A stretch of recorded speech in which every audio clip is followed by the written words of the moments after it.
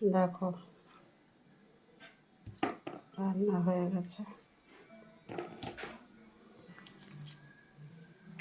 চাটনি, দোকান তরকারি,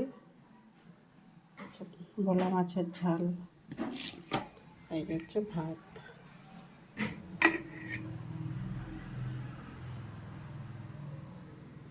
চলো কীভাবে চটপট রান্না করি সেটা তোমাদের দেখিয়ে দিই বন্ধুরা। দেখো ভোলা মাছ বাজার থেকে কেটে নিয়ে এসছে, এবার এটা ধুয়ে পরিষ্কার হচ্ছে। ভোলা মাছ রান্না হবে। দেখো এটা দোকান প্যাকেট, ভিজিয়ে রেখেছি 1 কাপ জল দিয়ে, একটু নুন, হলুদ, লঙ্কার গুঁড়ো দিয়ে আর একটুখানি মিষ্টি দিয়েছি, চিনি ভিজিয়ে রেখেছিলাম 15 মিনিট। কড়াই দেখো তেল দেওয়া হয়ে গেছে, দোকানটা করে নেব। দেখো বন্ধুরা, আজকে হচ্ছে বাজার থেকে ভোলা মাছ নিয়ে এসে ভোলা মাছ রান্না করবো। তার জন্য আমি মাছটা রান্না করার জন্য এখানে আমি পেঁয়াজ কুচিয়ে নিয়েছি, একটু টমেটো আর একটু আলু কেটে নিয়েছি। দেখো এটা দিয়ে আমি মাছটা রান্না করব। আর এখানে একটা ধোকা রান্না করব, তার জন্য ধোকাটা আমি আগে থেকে ভিজিয়ে রেখেই দিয়েছিলাম। রেখে দিয়ে এটাকে করে নিয়েছি, পিস পিস করে কেটে নিয়েছি ধোকাটা রান্না করার জন্য। দেখো আলু কেটে নিয়েছি ডুমো ডুমো করে, আর এখানে শুকনো লঙ্কা নিয়েছি ফোড়নে দেওয়ার জন্য, আর একটু পোস্ত বেটে নিয়েছি। ঠিক হচ্ছে রান্না করবো। আর এখানে দেখো আম কেটেছি, একটা আম কেটে নিয়েছি, আমটা হচ্ছে চাটনি বানাবো। এই হচ্ছে আজকে দুপুরের খাওয়া আমাদের। তো দেখো এখানে দুটো কড়াতে তেল দেওয়া হয়ে গেছে, খুব তাড়াতাড়ি চটপট দুটো কড়াতে রান্না করে নেব। দেখো এটাতে মাছ রান্না করবো, আর এটাতে হচ্ছে ধোকাটা রান্না করবো। তো দেখো মাছের নুন হলুদ মাখানো হয়ে গেছে।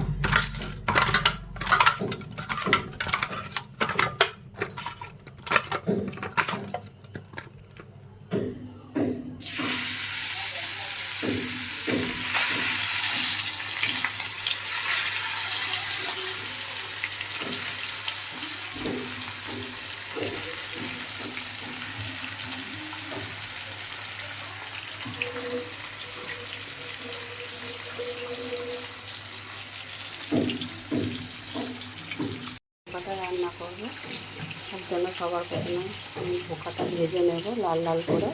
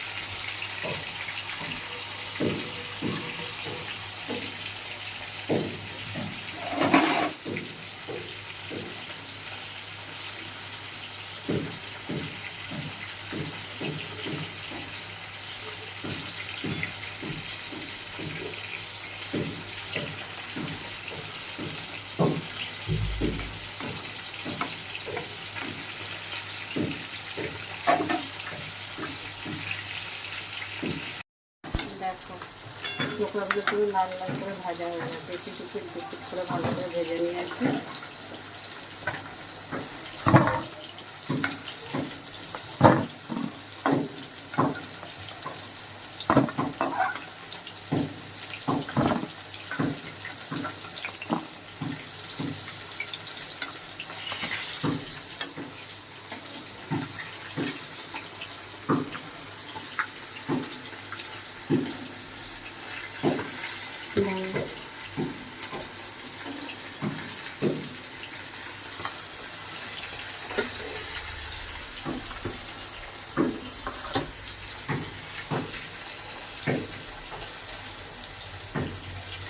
ধোকাটা রান্না করার জন্য দুটো শুকনো লঙ্কা কাটিয়ে দিয়ে দিলাম, আর একটু সাদা দিলাম। কেটে রেখেছিলাম।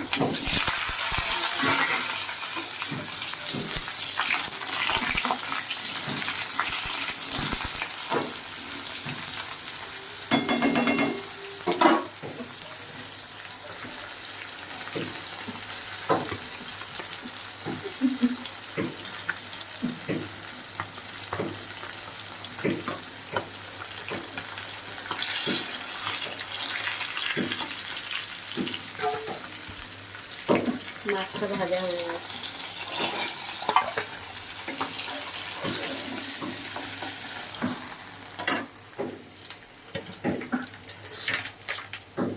পেঁয়াজ কুচিটা দিয়ে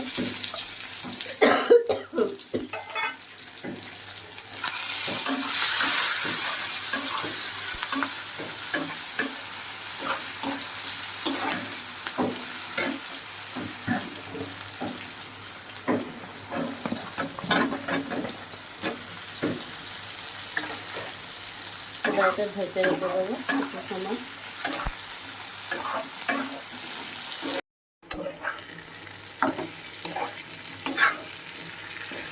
তেলে দিয়ে আলু পেঁয়াজ টমেটো খুব ভালো করে ভাজা হয়ে গেছে। গ্যাসটা একদম কম করে দিয়ে ভেজেছি বলে আলুটাও সিদ্ধ হয়ে গেছে, এদিকে পেঁয়াজটাও ভাজা হয়ে গেছে, সমস্ত কিছু ভাজা ভাজা হয়ে গেছে, ভালো করে সিদ্ধ হয়ে গেছে।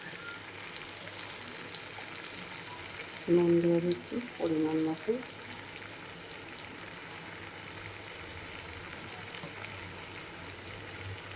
হলুদ দিয়ে দিলাম,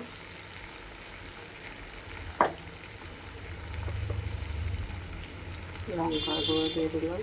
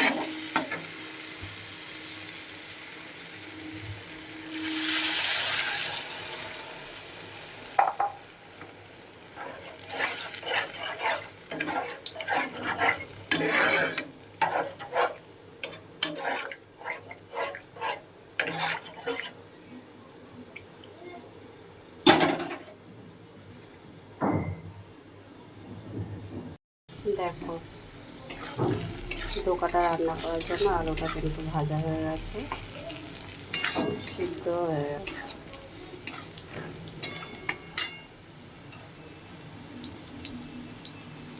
নুন দিয়ে দিচ্ছি পরিমাণ মতন,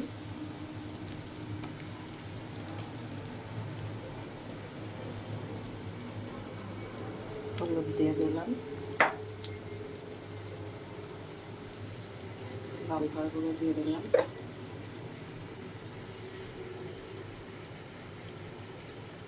পোস্ত বাটা দিয়ে দিলাম।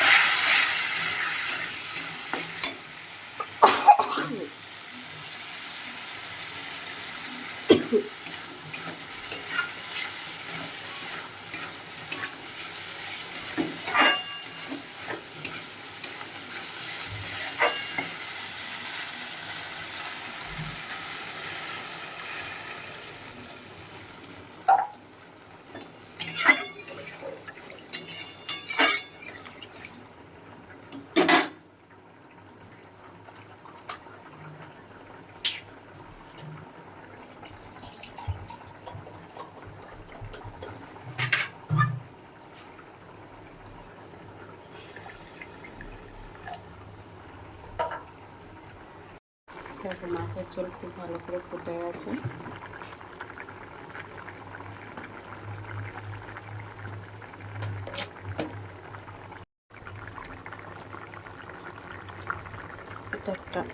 এটা হচ্ছে জিরের গুঁড়ো দিলাম, আগে থেকে গুঁড়ো ভেজে গুঁড়ো করে রেখেছিলাম। ধনের গুঁড়ো 1 চা চামচ, যেহেতু আগে থেকে ভেজে গুঁড়ো করে রেখেছিলাম সেই জন্য তেলের মধ্যে দিয়ে দিই।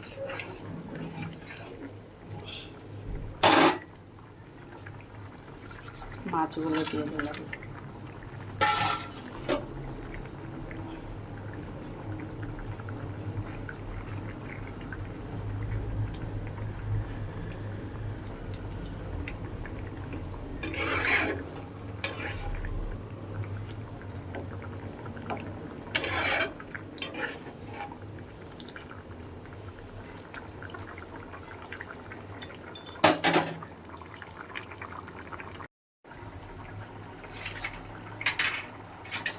দেখো ফুটে উঠেছে তরকারিটা। এবার আমি ধোকাগুলো দিয়ে দিচ্ছি।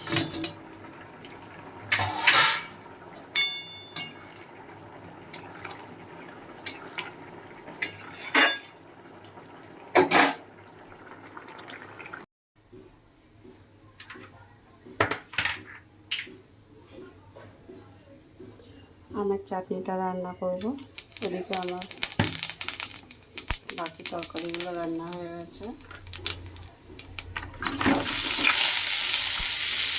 তো আমি 5 ফোড়ন দিলাম চাটনিটা বানানোর জন্য।